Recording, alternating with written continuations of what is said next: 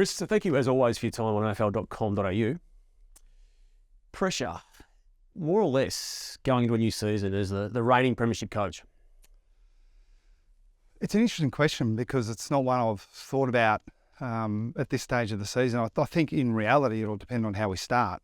But to answer the question specifically right now, I've always tried to isolate the years from the past. Now, clearly you can kind of carry a bit of good momentum in or carry a bit of bad momentum. There can be some changes in your list. We've been relatively stable, and I would describe the feeling at the moment as optimistic, but really aware of how hard the comp is. I don't think anything that happened last year made me feel like we were more on top of the challenges that were going to come up in the future. So I guess it's how you define it. Like the internal pressure, we've always embraced it and considered it, if there was internal pressure or function, that there's some optimism around the place. So you don't really feel the pressure if everyone's expecting that, it's a bottom four finish and a slow rebuild. So that's something to feel good about. And externally, I've always found it hard to gauge anyway, and always find it difficult to pass what is exactly important about that external pressure. And whether you can change it, that's probably the other thing. It's probably the things you can't change, you probably shouldn't worry about too much. Is it fair to say you haven't cared too much for outside noises, as football people say? Yeah, without being disrespectful of it, because I'm really respectful and I think I understand better than ever the roles of different people within the industry. So it's not a matter of saying, because it doesn't matter so much to me, that it's not important in the context of the overall industry. And I think it's really important that we do build the season up because, again, the same reason we're optimistic internally, we would hope that our fans would be optimistic as well. And without the media and without people talking about it, then, you don't get that hype, which is clearly a good thing for the game. Yep. Because I know you don't like talking about yourself when cameras are rolling and even privately, but you are now a two-time premiership coach. The satisfaction that must give you, and as you go from the second of those two premierships, 11 years after the first one, going into what now is your 13th year, does that change? Has that settled you? Is there a feeling of, I have done something very significant now historically? Well, I mean, speaking of things that aren't that important to me, I've never really, and I can't see myself ever sort of sitting back and trying to sort of work out where I sit in the game. That is something that's not important to me. Other coaches do. Yeah, and that's okay. Again, sometimes when you answer those things honestly, I think it can be interpreted as passing judgment on the way other people feel. And I just, you do what's right for you. And it's not false modesty. It's not. You were that way as a player too, a young player even. Yeah, I was. I think it's just my personality. I've never really, even before I played footy, even as a teenager, the people that were close to me, I cared what they thought, and the others kind of could please themselves a little bit. It just never really affected, my life too much. Or I certainly didn't spend too much time thinking about it. And then I had the influence of Lee Matthews, who was, now it's easy for him to say because he's probably the best player of all time, and then, great coach, reputation preceded him when he came to Brisbane. But even in private conversations, he would consistently talk about looking forward, and that there will come a time in his life where he might be able to reflect on the things he's done, but it's not now. And maybe that will be the same for me. But even then, I doubt it because I just don't. I think it's hard to get right anyway. Yeah. So the risk that you might overrate yourself and fall in love with yourself is not one that I want to entertain. But also being really hard on yourself and, living a life of, full of regret about what you should have done. It's just kind of maybe just being in the moment is probably a better way to live. Yeah, we'll move off you personally in a moment, but 12 completed seasons, 12 completed seasons, 11 finals appearances, 8 prelim finals, 3 grand finals, 2 premierships. No one, or very few people have done that well in that period of time in the game as coach. With a 70% win record. Yeah, and again, I don't think about it in terms of that record as coach. I think about it in terms of what the club's achieved, because it is so important that you have a lot of parts firing at the same time to have success. And I'm really clear that a club could have a great coach and get a whole lot of other things wrong, and the team's going to perform badly. And I'm not saying I'm a poor coach, but you can have an average coach, or put it this way, a really young coach, which I was 34 when I started, have everything else really firing, supporting him really well, and still be a chance to contend. So even the, like, I think I'm really confident that if we didn't win the premiership last year, I'd still sit here and say the thing I'm most proud of is the fact that we have had a crack every year, while always sort of having an eye on the future. And that's been hard for some people to see, I suspect. You've effectively rebuilt, though, haven't you, in that period of time? That's it. Yeah, it's been. You only missed the finals once within that time frame. Yeah, and and I completely understand when people might have thought, well, that's not a very good strategy because historically it hasn't worked, and there's a real logic to that. But things that haven't happened happen all the time. So that rebuild, the fact that we haven't done it with early draft picks and talent that you can just kind of bring in the door and just let go and let them do their thing. We've really had to sort of think about how we integrate, some unorthodox picks, some Category B rookies, some Irishmen, go after need, manage our TPP, have all those pieces sort of come together to still give ourselves a chance. And we've had some luck as well. There were some things that we didn't necessarily forecast 10 years ago. It would be a great story if I could sit here and say in 2010, we had to look at what free agency expansion, increased player movement, and the importance of TPP management was going to have, and let's go and execute that plan. But it was more a matter of vaguely being aware of those things and continuing to sort of, iterate and get to the point where we thought what we were doing was right for us and easily understood. And again, it's a bit of a hard sell publicly because there's so much competitive advantage and stuff that's in confidence internally that going and explaining it to the whole world is not a very good idea, at least in our opinion. That sort of extends to, but I think, well, so is there pressure on you guys? It's kind of like, well, there would be much more pressure if we weren't confident in the plan. If it's like, well, we've mucked this up a little bit and this is going to be hard work. But I don't think we've ever thought that. Is part of what you're referring to there the sacrificing of salary of the players to stay together? Well, a little bit of that, but Stephen Wells bristles when he hears that because his point is that we've always paid our players well and we paid them what we could. But I think one of the things that I don't hear a lot of it, so it may have been talked about, but the fact that we have had some late picks, some unorthodox, strategies in terms of the list build, some older guys, probably the bit that's not well understood is the fact that, or the impact that's had on your TPP. So, I don't know it to the number, but having older players in our case means that their salary is going down, not up. Yep.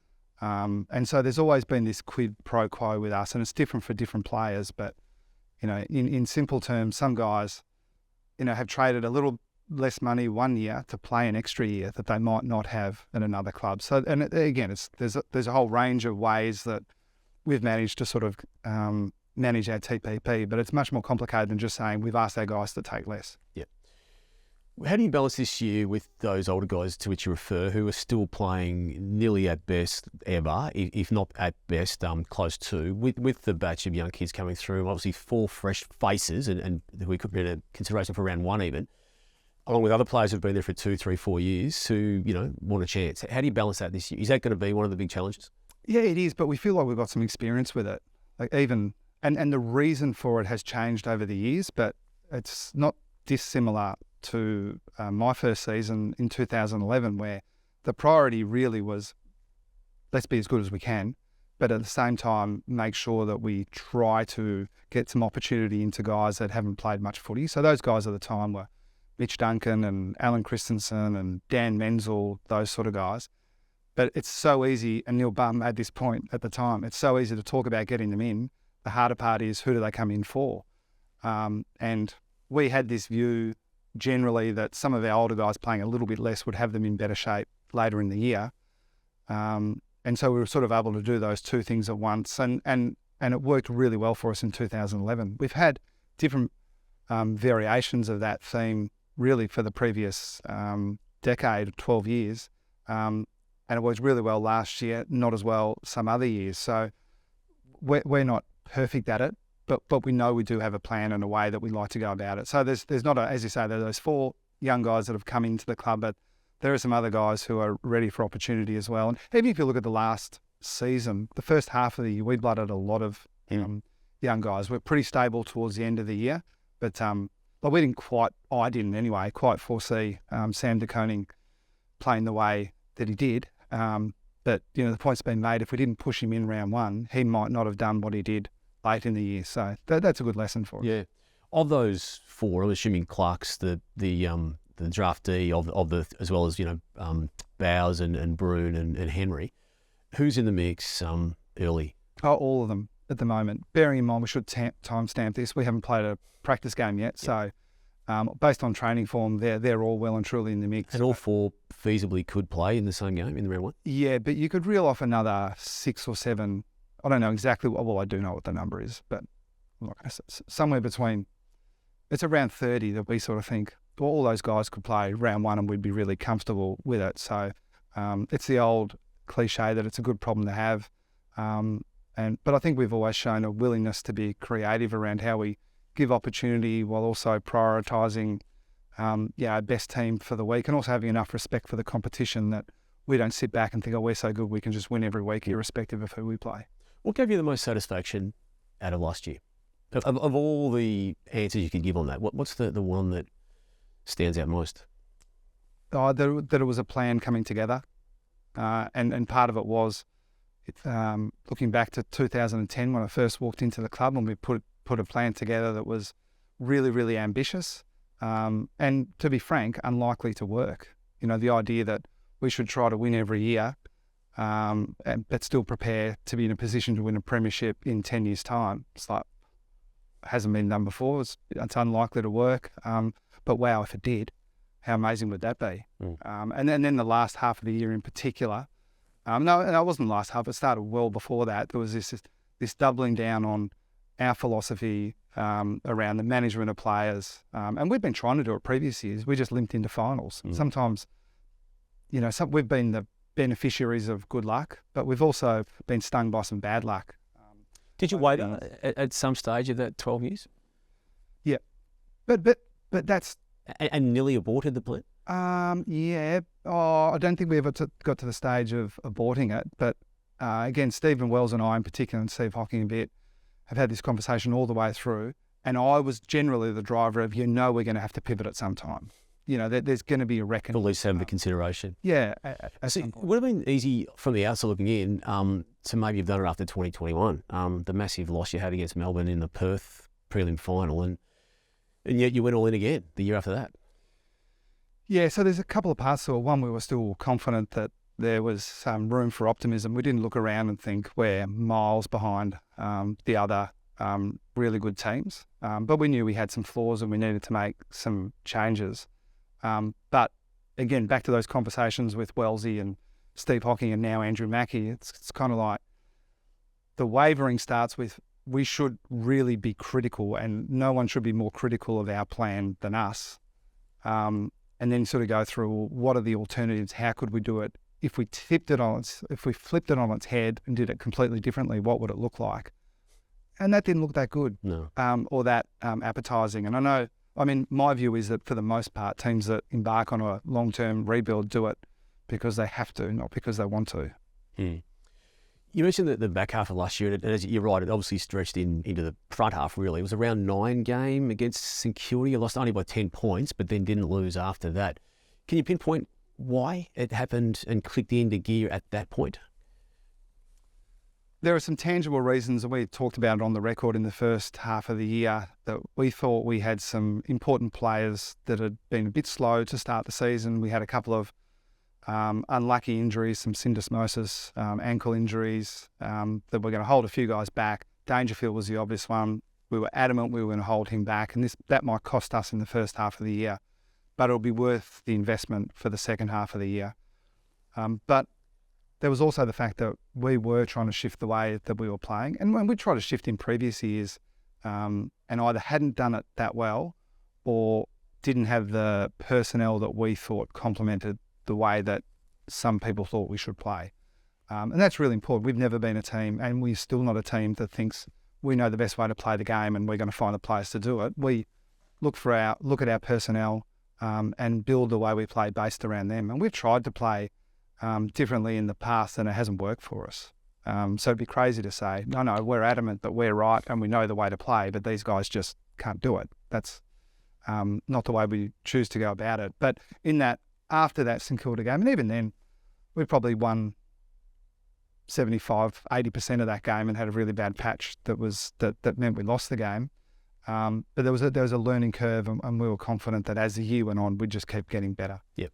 So you then get to the qualifying final, and someone who you had always gone into bat for, ultimately, with his Ds in the last quarter, won the game for you, Gary Rowan. Was there some personal pride in that performance, that quarter, that match-winning performance that ultimately propelled you through? Yeah, no doubt about that. I think it's one of the best parts of coaching. When you, I think at the core of my philosophy around leadership and coaching is that, you have your people's back. And sometimes that can be construed as being defensive publicly. I kind of wear that as a badge of honour a little bit. Yeah, absolutely, I'm defensive.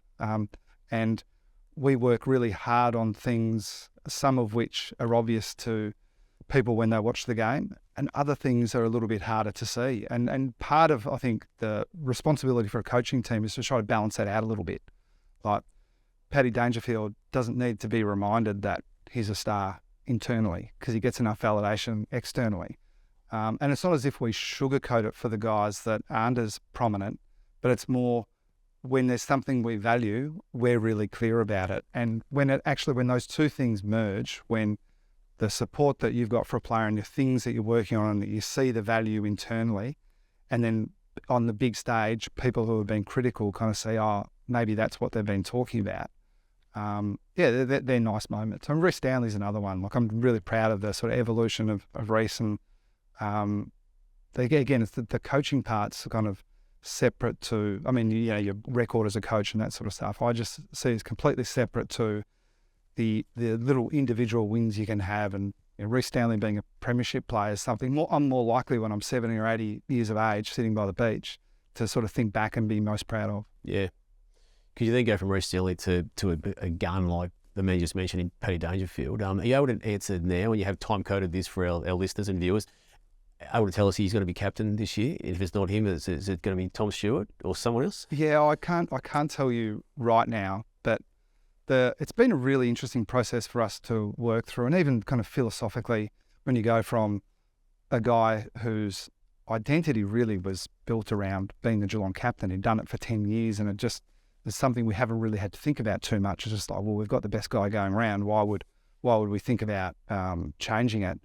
So it hasn't been so much about who do we think should be our captain. It's more, what's the role of the captain for the Geelong Footy Club in 2023? Post Chelsea. Yeah. And it's different to what it was in, say, 2012 when Joel started. We're sort of in a different spot. So you kind of look around, and I think the validation for us, and one of the reasons to have optimism, is we kind of look around and go, well, it could be one of 10 guys. You gonna miss Joel? Yeah, I will, but how could you not? But like already, I reckon we're in contact with each other, as much now as we would have been if he was still on the list. But on field, we'll miss him. We'll miss his leadership. But I think there's also a real feel that, it's not until you get forced change that you really have to think about how you might do things differently. And Joel was just everything you could hope for as a captain, but I'm looking forward to what the next stage looks like. And I strongly suspect whoever it is now and into the next 2, 3, 4 years will be sort of less the Geelong captain, and he'll be more kind of one of a big group of players. We're not fans of the multiple captain kind of model, but I think if people look at us and kind of forget for a second who it actually is, because it sort of feels like it's a bigger group than just one, I think we'll be achieving our aim. Yeah. back to yourself for a moment. You've contracted for 2023 and 2024. Do you know what you're going to do beyond that? No, I'm not sure, but I've always had a bit of trouble with it. Yeah. I think, I know you love answering it publicly. yeah, well, I just like practically, when you've been in a club for a long time, if you had have asked me 5, 6, 7 years ago, I never would have thought that I'd still be here. And I've been really willing over the years to kind of see or try to find the reason why it's the right time for me to go. And in a way, starting with an older group who were, we really needed to transition some players, has meant that there are very few players on our list that have had me for a long time. If we had 30 guys who had only heard me for 10 years, that would be a good enough reason, I think, to go. And at some point, I think that will happen. But if I want to keep coaching, and I'm not 100% sure that I do. Really? Even no, really long term, I mean. Yep. So at some point that time will come. The question that I'm going to have to answer that I can't get to at the moment is, how's it going to be better than Geelong? I don't think I'm going to get there anytime soon. You've had offers during that period too, haven't you? Do you want to talk about some of them, or do you want me to? Not really. They were private conversations, though. No. Well, there's multiple offers you've had, and there were serious offers. I mean, there was one. Yeah. Yeah. Well, I think anyone that's been around for a while, and just the same logic that I've been through, like, well, if you've been in a club 10, 11, 12 years and you're only mid-40s and you still want to coach, the likelihood is you're going to have to do it somewhere else. So I think that's the main reason why the question would be asked. So as you sit here today, do you think you'll be coaching in 2025 at the Cats? Yeah, I probably do. If you held a gun to my head, I'd probably say yes. Yeah. But I'm open to the possibility that I won't be. Yeah. No, I think I probably will. Because I did ask you this time last year, could you win the flag in the upcoming season? And you said yes, you could, and you got laughed at by a lot of people. Yeah, really? So when I ask you that this year, going into 2023? Yeah, we're optimistic. We can. But if you ask the next question, which is who else could win it, it's a pretty big group. Who's your biggest danger there? Give us that answer this year, please. Richmond, Melbourne, Brisbane, Sydney, Bulldogs, Freo. There's heaps of them. No, but what we've always been... No, I'll speak for myself. After a long career in the game, I know there's been very few teams that have just been so good that they could afford to not quite get it right in the last 6 weeks of the year and still win it. So the planets need to align. But I think there's a lot of teams that say, well, if that happens for us and we get things right and things go away, would be a really good chance. And the last year part, I guess I don't quite understand. Well, maybe I do, because I just feel like, and not many people remember it this way, but I do. When I started in 2010, a couple of people who are really close to me that understand the game really well say, are you sure you want to do this? Because there's only one way for this team to go. We got pumped in a prelim final, and that's what I heard. Gary Everett's walked out as well. Yeah. Mark Thompson walked out. Both the conditioning coaches walked out. Ken Hinkley had gone. Brendan McCartney had gone. Frank Costa went. There's a fair bit of change. And then 2 years later, it was just, okay, now they're really done. And it's kind of like, I understand. I get it. But I've never really thought, really? They might know something we don't. Because when you hear it for 10 years in a row, and maybe it's changed a little bit this year, and I don't see why it should, because of a good 12-week patch last year. If you had doubts last year, you should still have them this year. And if we were optimistic last year, then I don't see any reason why we shouldn't be again. Thanks.